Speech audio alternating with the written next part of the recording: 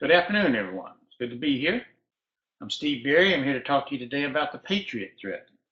Here in my office, you can see it behind me. This is where I work every day. This is where I've worked for the last 5 years. This furniture that you see around me came from my old law office. So I've written every novel.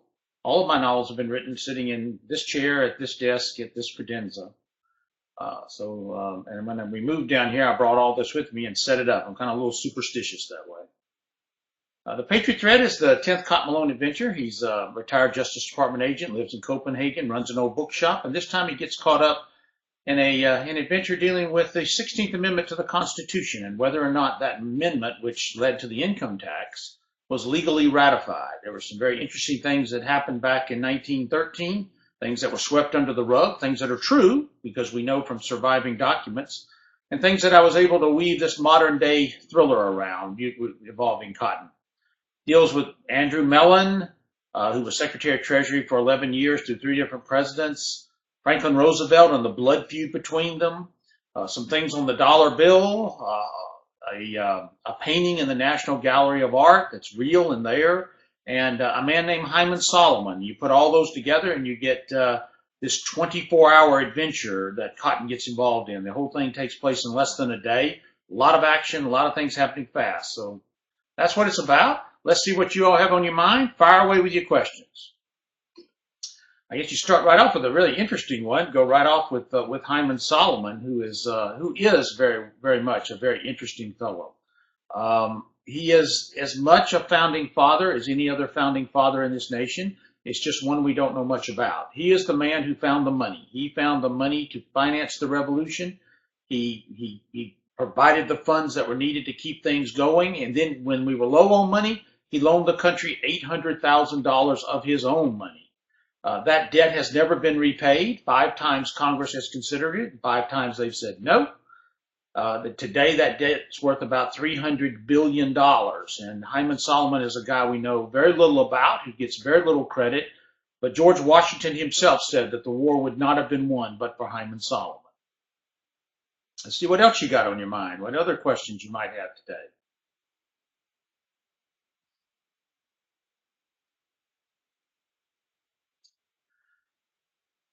Got a question about the research process and how that goes about.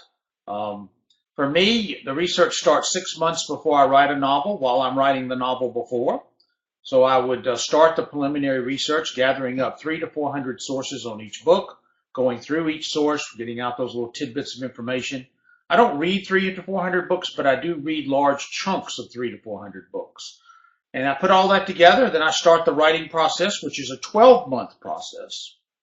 And while I'm writing, I'm also researching. So the whole thing takes that 18 months. And I'm constantly going through those sources, constantly looking for those little tidbits.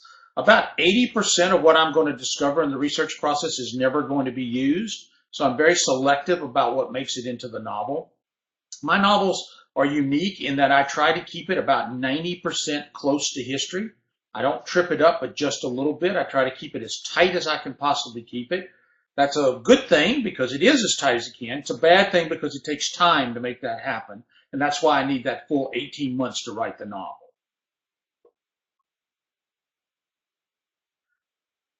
Right now, the question is about how much federal revenues come from income taxes. Right now, it's about 90% of all federal revenues derived from income tax. So we are extremely dependent on income tax. It's the #1 source of revenue for the federal government. And that's why if it was endangered, it could endanger this country. And that's what the antagonist of the novel is after. He's going to use our own laws against us and try to bring the income tax down.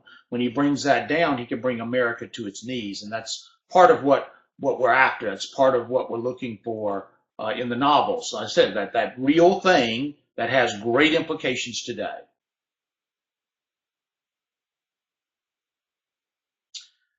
How many books do I have planned for Cotton Malone? And will it go on forever? Well, that's a nice thought. I would like it to go on forever. That's certainly the goal, that it will go on for a long time. I actually have 3 right now that are planned, the next 3 books, and the 4th one is beating around in my head. So I'm probably okay for 4 books ahead. So I know where the story arc's going, and I know what's going to happen over those 4 books. After that, I don't know. That'll come over the next couple of years. I stay at least 2 books ahead of myself, usually more like 3 books ahead of myself in planning, because I need to do that research and all the things that have to go into it, and that takes time. So right now I'm okay. You may have noticed in the novels that I've slowed down the aging process. Cotton does not age much anymore. Kind of locked him into that 47 years old, and time has begun to stand still in his world so that I can keep him going for as long as I possibly can.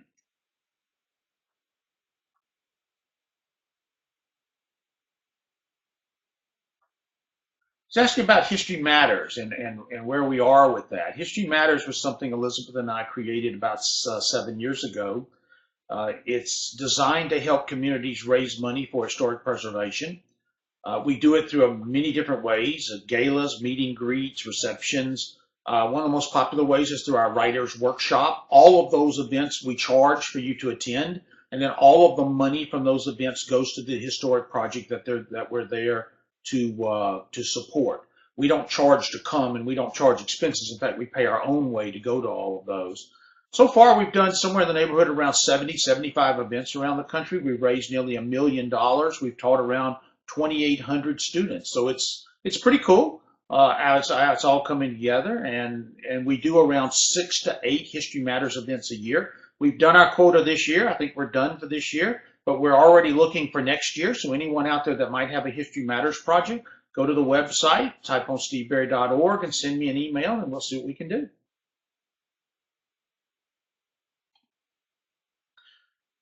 They're asking what technical assistance that I use when I write. What are the programs that I use?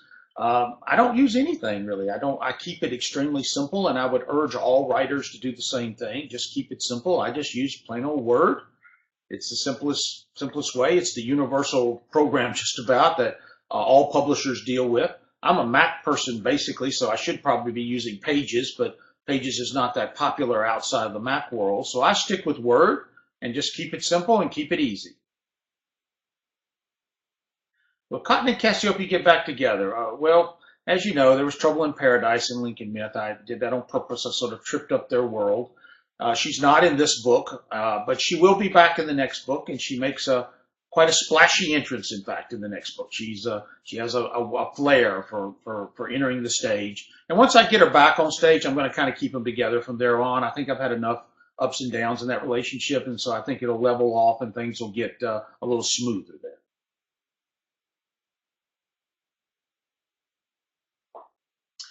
Do I plan to write a novel featuring Luke Daniels or Cassiopeia? I would like to. I don't plan on it right now, but I think Luke could have his own book. I think Cassiopeia could have her own book. Definitely they could. And that is something that is definitely could come down the road. Right now, it's Cotton Malone for the next few years because that's what the readers really want. And I can only write one a year. My brain can only do one a year. So until something changes, it'll be Cotton for the next few years, but definitely something that I'm considering, yes. Do my wife read the books before they're out there? Yes, she is the very last person who reads the manuscript. I've been through it around 70 times. My editor about 4 or 5, my agent around 4 or 5. We're kind of done. There's not much more we can do to it. We've done all we can do, and we think it's right. We think we've got it correct. So Elizabeth is the last eye who looks at the manuscript. She's the fresh eye. She knows very little about the story, very little about anything, and that's done on purpose so that her eye will be fresh. And she goes through it and she finds things. If she does find those things and she finds something that's a plot flaw or whatever, she is rewarded with purses and shoes. That's the reward that she wants. And so she works very hard to get those purses and shoes. But for the last 4 books, she hasn't gotten a single purse or shoe. We've been right on since then. But we're good to have her. She's our final check, and we rely on that. I mentioned you asked about the current head of North Korea. And my antagonist in the novel is an ex-patriot of North Korea. He's modeled after the older brother of the current head of North Korea, who was supposed to, by the way, be in charge of the country now. The current leader was not supposed to have that job at all. But the older brother committed the unthinkable. He got caught trying to sneak into Japan to go to Disneyland. Unthinkable, and his father disowned him and stripped him of his entire birthright. And so I modeled my antagonist after that real life event. The real guy lives in Macau, stays out of the limelight, doesn't really bother anybody. My expatriate, though, is coming back into the limelight. And I had a lot of fun creating him. I had a lot of fun of studying North Korea. It's a country I don't know a lot about. It's a country that I hope the readers want to know a little more about. No movies yet. There's been a lot of discussion about it, but nothing serious. The books were optioned by Alcon Entertainment for a TV series, which never actually happened. I think one of the reasons for that probably is the cost of producing one of my books. I mean, you've got to be in churches and European places and castles and all kinds of things. It'd be expensive to make a Cotton Malone movie or TV series. And that probably puts a lot of the producers off. Like I said, a lot of talk, no action, but who knows? Maybe one day, we can only hope. This year, for trips for research, there are not really that many. We're going to Italy in a few weeks, and that's a little bit of work. I have to be at a book festival over there, but I am going to do a little research in the northern part of Italy for a possible book down the road that I've been wanting to do. So there's a little bit there. And there's a trip to Hawaii that I'm going to take a look at because Hawaii may figure into a novel coming up. I've been mulling one around in my head for some time now. And we're going back to southern France, to the Languedoc region where the Templar legacy was born in September, to take a group down there to explore the Templar legacy. And I'm going to do some work there because that's definitely going to figure back into a novel. So these 3 trips that have other purposes are also going to have a research purpose as well. They ask about the next book. The next book is finished. You always stay a year ahead in the book business. So it's finished and turned in. It's Cotton Malone's next adventure. It's called The 14th Colony. The 14th Colony was supposed to be Canada. We had 13. We desperately wanted Canada to be the 14th, but it never happened. Canada is the only country in the world that we have invaded twice, and we have been defeated by twice. So Cotton Malone gets caught up in something from the Cold War that deals with Canada. And it's a very interesting story. It's a very fast-paced story. It's the last day of Danny Daniels' presidency, and a lot's going to happen. So it's the 14th Colony. It'll be out April 5 of next year. I'll be at Thriller Fest this year. Thriller Fest is the gathering of thriller writers every year in July. We come together in New York at the Grand Hyatt. It's certainly open to anyone who would like to come.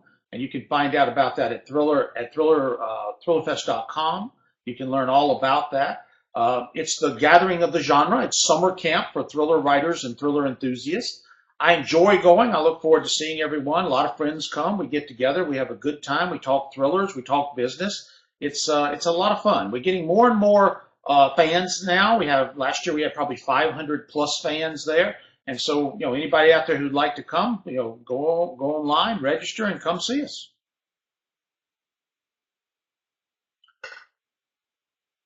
The most common question people who want to write a book ask you, basically, how do you do it? I mean, that's the question. Who want to write a book? How do you do it? How do you do it? How do you make it happen? How do you make all that work and come together? And that's a very complex question to answer. It's not one you can answer in a couple of sentences. The craft of writing is something you have to work at. You have to apply yourself, and you have to be very disciplined and stay with it. The great thing about writing is the craft can be acquired by anyone. There's no magical thing you need to be a writer. All you need to be is yourself. Anyone can acquire the craft if you want to acquire it, but you have to have that discipline to sit down and apply yourself and learn that craft. And I did that over a 12-year period. I learned the craft of writing, and I wrote 8 manuscripts during that time as I learned. So the most important and the most critical advice anyone can give any writer is you have to write, because that's the only way to learn how to write is to actually write.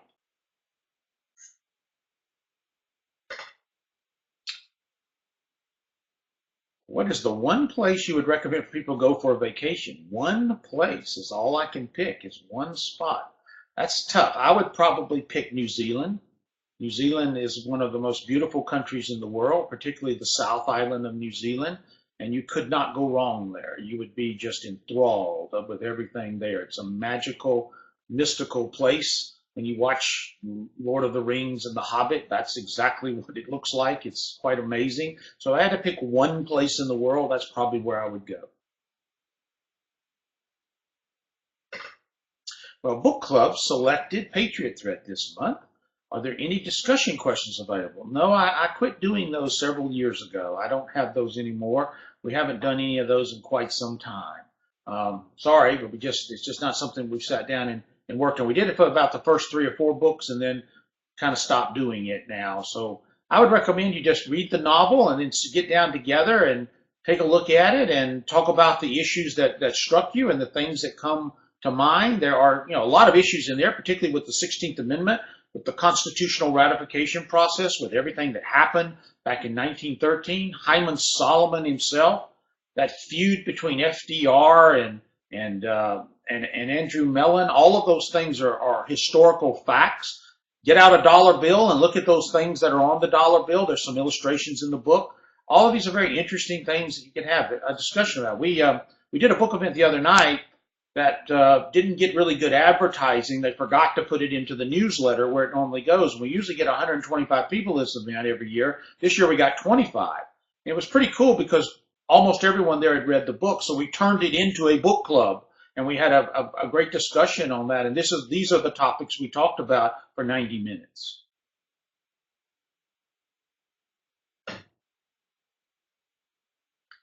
They asked me about the writer's cut version of the audio. That's new this year. And you're right, it is new and it's different. We were on a trip with some friends about a year and a half ago, and they wanted to listen to one of my books, which is not the funnest thing in the world for me, since I've read the book about 70 times, but they wanted to, so we did. So to keep my interest, at the end of each chapter, I would stop the disc and I would tell them something about the chapter they didn't know. Not a historical thing, but a really insider thing that only I knew. Very short, 15, 20 seconds, quick thing. I started doing it. I stopped after a while. They got upset. They said, well, come on, keep doing it. And that's when the idea to me came. Let's have a writer's cut. Let's have a writer's cut audio where I come on at the end of about 20 or 25 of the chapters. There's 65 in all. Short little comment. It stops about 65%, 70% in. I don't interrupt at all towards the last third of the book. And these comments are just giving you a little inside tidbit. It's like me in your ear. If you don't like them, you hit fast forward, you go right through it. If you've downloaded from Audible, we've given you 2 versions so you can pick which one you want to listen to, with or without. It's an experiment. It's never been done before. We're interested in it. If you've tried it and you like it or you don't like it, send me an email at steveberry.org. Go there and tell me, because we're deciding whether to do it again. From all we can tell, this is the first time it's ever been done, and so it's an experiment, and we want to see if we want to keep it going. Is Cotton based on a real person? He is. He's based on me. He's basically is me. My entire personality basically is in Cotton. I don't shoot guns or jump out of planes and do all the daring things he does, but when I created him, it was just easier to use my personality. And basically, Cassiopeia is Elizabeth. Is generally 99% her personality. They have our fears, they have our phobias, they have those things in there, and it's just easier to create that and make it in there. And so I noticed that along the way. Cotton's changed a little bit as the books have progressed, and I would have to say I probably have too. The Patriot Threat ranked on the bestseller list very well. It's been 4 weeks down the list, number 5, 8, 11, 15. That's a good run. 4 weeks on the list is a solid run. I'm particularly proud of the USA Today listing because it was number 5. For those of you who don't know the difference, the New York Times, I'm only ranked against other adult fiction books similar to mine. But on the USA Today list, you're ranked against all books, fiction, nonfiction, audio, do-it-yourself, young adult, you name it, every book is in one. So when you're number 5 on the USA Today list, you're the 5th best-selling book in the country that week of every book being sold. So we were very proud of that. All of my books have been on the New York Times bestseller list except the first 2. They were on what was called the extended list. They were 20 and 21. The list is 1 through 15 back then. Still is today. 1 through 15 is the printed list, and it's really the one that counts. So of the 14 novels, 12 made it to the printed list. What's my go-to comfort food? Probably chicken and dressing would be mine. I mean, that's the one that I like the best, and it's simple, it's basic. I'm an extremely simple eater, very much like Cottony is. He's a very simple eater. Don't like a lot of fancy stuff. Certainly don't like spices and pepper and sauces. So we keep it simple. A little good old chicken and dressing is hard to beat. I do incorporate a wide range of American locales in the books, particularly the last few books. You know, I've been using D.C., New York City, North Carolina. There's a lot of going up and down the East Coast. I've been using those locales that fit the novels. Next year's book is no exception. Virginia is in there. Rural Virginia is very prominent in there. I'm working on a book right now in which Tennessee is going to figure very big into it. So yes, American locales have been. Most of the books up until around Jefferson Key were international angles with a little American flavor. Then we shifted to American angles with a little international flavor. But over the course of the next few years, we're going to be shifting back. We've got a couple of more American books, and then we'll shift back to a more international angle with just a little American flavor. Standalone non-Cotton novels coming out. Are there any? No. There are 4 not standalones: Amber Room, Romanoff Prophecy, Third Secret, and then Columbus Affair.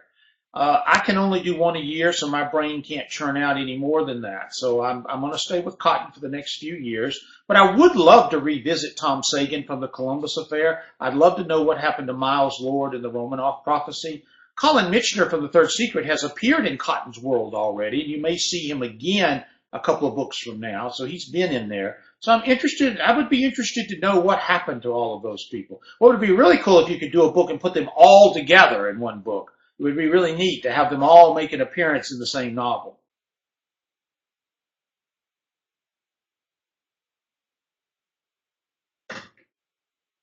My biggest pet peeve of mine. That's a tough one. There's a lot of them, but I'm not going to say them on camera, I guess. I'm going to have to be careful with all that. I would have to say book related.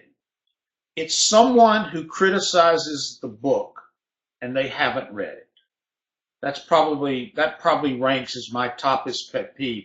When you read a review from someone on Amazon or wherever, and they clearly have not read the book because things that are in the review are not in the novel, and that really irritates me. There was one the other day I saw where someone was halfway through the book and gave me 3-star review. How could you possibly review a book and decide what it's worth halfway through, unless you just hate it beyond belief and you don't want to read another word of it? But this person says, I'm halfway through, I give you 3 stars. Well, why didn't you wait till you're done, and give us a full review? So my biggest pet peeve is people who offer an opinion of the book and never read a word of it. Have I considered Native American history? Absolutely, I've considered it. Yes, I have. I serve on the Smithsonian Libraries Board, and we oversee the 22 libraries in the Smithsonian system. And I was in the American Indian Museum in Washington. We did we had a whole day we spent inside there. It was fascinating. I definitely want to do something with that, but I have not found anything fresh and new yet. I need fresh and new. I need something no one's ever touched before, like I did here with the Patriot Threat. No one's ever written a thriller about income taxes, ever. I want to find something that deals with the Native American, and find something that I can twist around and make it really unique and different. It just hasn't come to me yet, but it is on my list. Yes.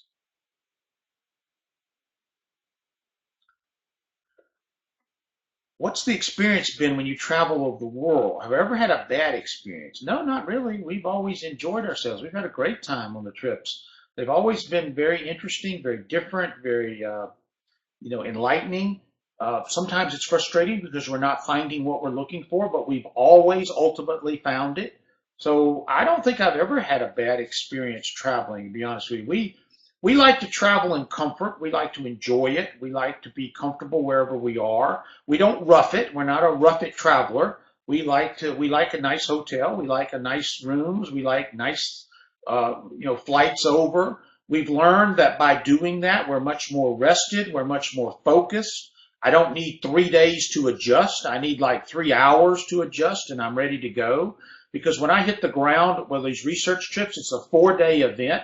We don't have time to get over jet lag. We need to be ready to go when we get there. So we found to be comfortable makes us more productive. And so we've never had a bad experience. No.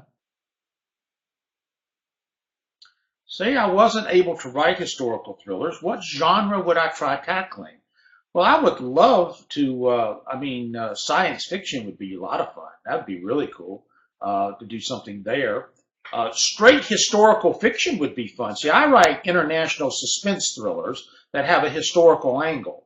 But straight historical fiction, like Michener did, like Sharon K. Penman still does, that would be really good to do. Sci-fi has its interest to me somewhat too. Would be very interesting.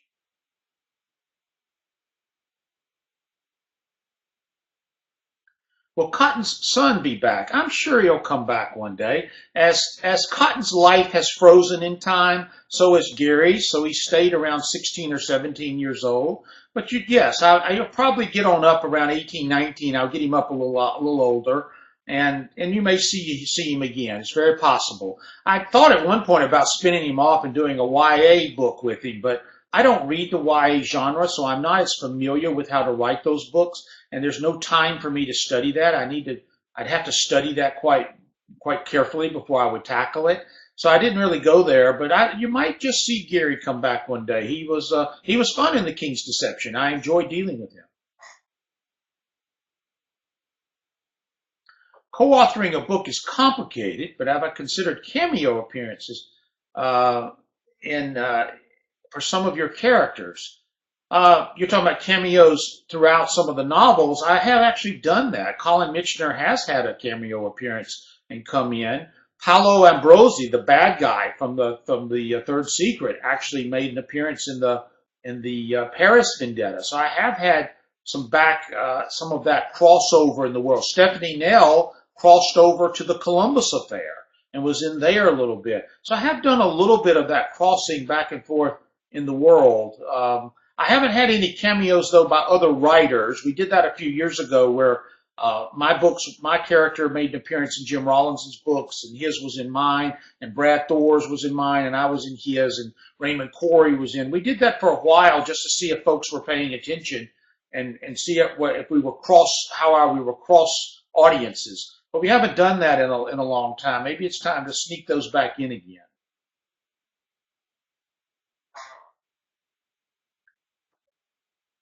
How do we keep the creative ideas coming? Well, that's a real tricky one. That's a real tricky one. We keep it coming by just paying attention, looking at things, reading, looking at magazines, listening to people. Traveling does it a lot. I come across a lot of stuff traveling.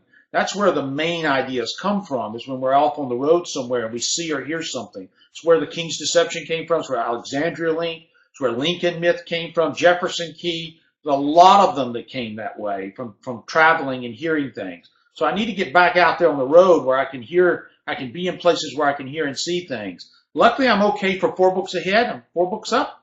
So I'm all right there, and hopefully some ideas will come over the next 4 years. Yeah, we got one more time for one more question. Anybody got the last question? What piece of advice, present or past, has really stuck with me?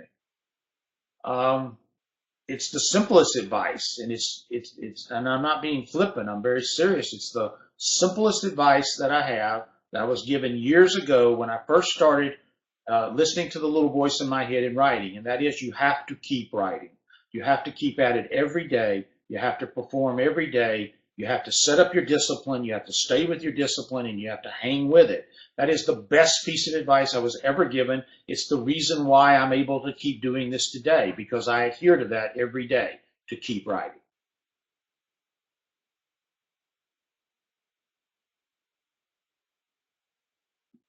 I appreciate you coming by. Thank you so much. It was great chatting with everyone. Check out the Patriot Threat.